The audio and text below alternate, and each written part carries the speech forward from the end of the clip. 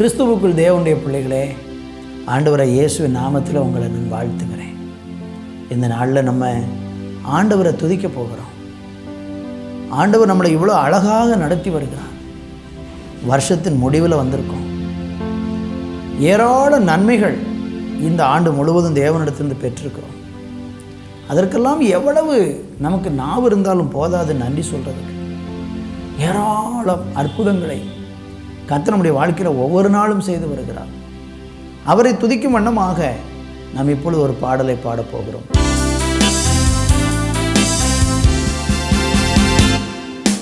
கிருபை மேல கிருபை தாருமே, உண்மையாக வாழ்ந்திடவே. கிருபை மேல கிருபை தாருமே, உண்மையாக வாழ்ந்திடவே. உங்க பலத்தின் மேல பலன் தாருமே, பரிசுத்தமாய் வாழ்ந்திடவே. உங்க பலத்தின் மேல பலன் தாருமே, பரிசுத்தமாய் வாழ்ந்திடவே. பரிசுத்தமாய் வாழ்ந்திடவே, நான் பரிசுத்தமாய் வாழ்ந்திடவே. கிருபை மேல கிருபை தாருமே, உண்மையாக வாழ்ந்திடவே. பெருங்காற்று வந்து என்மே மோதி அடிக்குதையா, பெருவெள்ளம் வந்து என்மே மோதி அடிக்குதையா. பெருங்காற்று வந்து என்மே மோதி அடிக்குதையா, பெருவெள்ளம் வந்து என்ன மோதி அடிக்குதையா. ஆனாலும் விடவில்லை, கண்மலை மேல் நிற்கிறேன். ஆனாலும் விடவில்லை, கண்மலை மேல் நிற்கிறேன். புத்தியுள்ள வீட்டை நான் கண்மலை மேல கட்டிடுவேன்.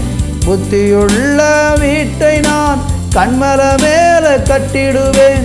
மணவாளன் பின்னே நான் மகிழ்ச்சியோடு சென்றிடுவேன். மணவாளன் பின்னே நான் மகிழ்ச்சியோடு சென்றிடுவேன். கிருபை மேல கிருபை தாருமே, உண்மையாக வாழ்ந்திடவே. கிருபை மேல கிருபை தாருமே, உண்மையாக வாழ்ந்திடவே. உங்க பலத்தின் மேல பலன் தாருமே, நான் பரிசுத்தமாய் வாழ்ந்திடவே. உங்க பலத்தின் மேல பலன் தாருமே, நான் பரிசுத்தமாய் வாழ்ந்திடவே. பரிசுத்தமாய் வாழ்ந்திடவே, பரிசுத்தமாய் வாழ்ந்திடவே. கிருபை மேல கிருபை தாருமே, உண்மையாக வாழ்ந்திடவே. கிருபை மேல கிருபை தாருமே, உண்மையாக வாழ்ந்திடவே.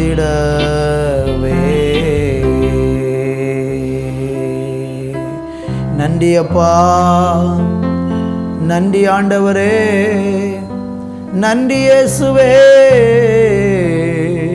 உம்மை நாங்கள் உயர்த்துகிறோம், உம்முடைய நாமத்தை புகழுகிறோம். உம்முடைய கிருபை எங்களை சூழ்ந்து கொள்ளுகிறதற்காக நன்றி. உம்முடைய கரங்களில் எங்களை அர்ப்பணிக்கிறோம். நீங்கள் மாத்திரம் மகிமைப்பட்டு இந்த நாளில் பெரிய காரியங்களை செய்யுங்க. இயேசுவின் நாமத்தில் பிதாவே, ஆமேன், ஆமேன். அன்பான தேவனுடைய பிள்ளைகளே, இந்த நாளிலே நம்ம தியானிப்பதற்கு மத்தேயு எழுதின சுவிசேஷம் 7ஆம் அதிகாரம் 25வது வசனம். பெருமழை சொரிந்து பெருவெள்ளம் வந்து காற்று அடித்து அந்த வீட்டின் மேல் மோதியும் அது விழவில்லை. ஏனென்றால் அது கன்மலையின் மேல் அஸ்திபாரம் போடப்பட்டிருந்தது. அழகான ஒரு வேத வசனத்தை இந்த நாளிலே கர்த்தர் நமக்கு கொடுக்கிறார். என்ன கர்த்தர் கொடுக்கிறார்? அது கன்மலையின் மேல் அஸ்திபாரம் போடப்பட்டிருந்ததுனால பெருவெள்ளம் வந்ததும் மழை பொழிந்ததும் பலவிதமான காற்று அடித்த போதும் கூட அந்த வீடு விழவில்லை என்று சொல்லப்பட்டிருக்கு. இங்கே ஒரு மனுஷன், புத்தியுள்ள ஒரு மனுஷனாக ஒருவன் தன்னுடைய வீட்டை கன்மலையின் மேல் கட்டுகிறதை பார்க்கும். இன்னொரு மனிதன் வீட்டை கட்டுகிறான். அவன் மணலின் மேல் தன்னுடைய வீட்டை கட்டுகிற ஒரு புத்தி இல்லாத மனுஷனாக இருக்கிறான் என்று கீழே சொல்லப்பட்டிருக்கிறது. புத்தியுள்ள மனுஷனுக்கும் புத்தி இல்லாத மனுஷனுக்கும் இடையில் உள்ள வித்தியாசம் என்ன? புத்தியுள்ள மனிதன் வீட்டை கன்மலையின் மேல் கட்டுவான். கன்மலை என்று சொல்லும்போது அது பாறையை குறிக்கிறது.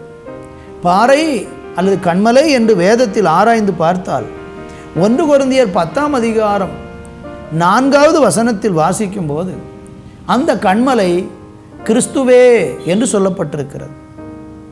ஒரு மனிதனுடைய வாழ்க்கை எதன் மேல் அஸ்திபாரம் இடப்பட்டு இந்த உலகத்தில் வாழ வேண்டும் என்பதற்கு இந்த வசனம் ஒரு அழகான ஆதாரம்.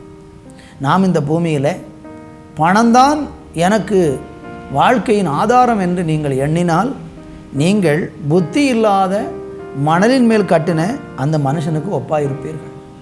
திடீரென்று நீங்கள் பணத்தை தான் எனக்கு அஸ்திபாரமாக இருக்கிறது, எனக்கு பணம் இருக்கிறது, வேறு எதுவுமே தேவையில்லை, யாருமே தேவையில்லை, எந்த மனிதனும் உறவுகளும் தேவையில்லை என்று அந்த பணத்தின் ஒரு கௌரவத்திலே நீங்கள் வாழ்ந்து கொண்டு உலகத்தில் பணம் இருந்தால் எல்லாமே வரும் என்று நினைத்து கொண்டு நீங்கள் வாழ்வீர்கள் என்றால் நீங்கள் உங்கள் வாழ்க்கையில் வரக்கூடிய சில பயங்கரமான பிரச்சனைகள் நடுவில் உடைந்து போய்விடுவீர்கள், நொறுங்கி போய்விடுவீர்கள்.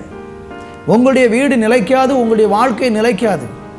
உங்களுடைய வாழ்க்கை இந்த பூமியில் நிலைக்க வேண்டும் என்றால் என்றென்றைக்கும் நிலைத்திருக்கிற எவ்வளோ பெரிய புயல், எவ்வளோ பெரிய பெருவெள்ளம், எவ்வளோ பெரிய காற்று, வாழ்க்கையில் எத்தனை பிரச்சனை வந்தாலும் எல்லாவற்றையும் தாங்கி நிற்கிற கன்மலையாகிய இயேசு கிறிஸ்துவின் மேல் உங்களுடைய நம்பிக்கையை நீங்கள் உடையவர்களாக வாழ்ந்தால் நீங்கள் எந்த சூழ்நிலையிலும் விழுந்து போகவே மாட்டீர்கள். காரணம், நீங்கள் இயேசு கிறிஸ்துவை அஸ்திபாரமாக கொண்டிருக்கிறீர்கள். கர்த்தர் மேலே நம்பிக்கையாக இருக்கிற மனுஷன் அசைக்கப்படுவதில்லை என்று வேதம் சொல்லுகிறது. நீங்கள் எந்த சூழ்நிலையிலும் அசைக்கப்பட மாட்டீர்கள். எதுவும் உங்களை அசைக்க முடியாது. இன்றைக்கு சின்ன சின்ன பிரச்சனைகள் கூட அநேகருடைய வாழ்க்கையை பயங்கரமாக சூறையாடி போடுகிறதை பார்க்கிறோம். உங்கள் வாழ்க்கையில் பிரச்சனைகளின் நடுவில் நிலநிற்க முடியாமல் தடுமாற்றம் அடைகிறீர்களா? தவிக்கிறீர்களா? பயந்து நடுங்கி போய் நின்று கொண்டிருக்கிறீர்களா?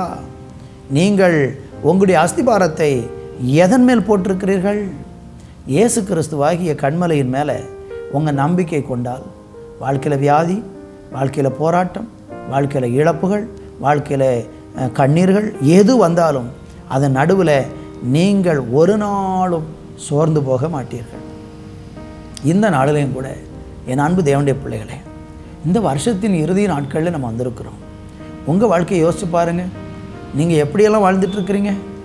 எதை நம்பிக்கையாக வச்சுருக்கிறீங்க? மனுஷனையா? பணத்தையா? அழகையா? உலக பிரகாரமான ஆதரவுகளையா?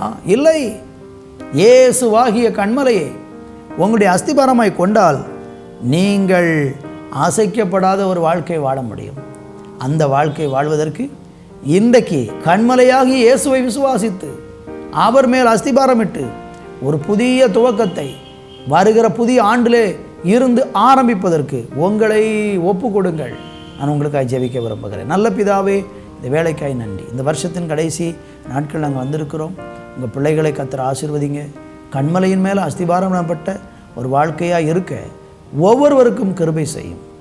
இயேசுவின் நாமத்தில் பிதாவே, ஆமேன், ஆமேன்.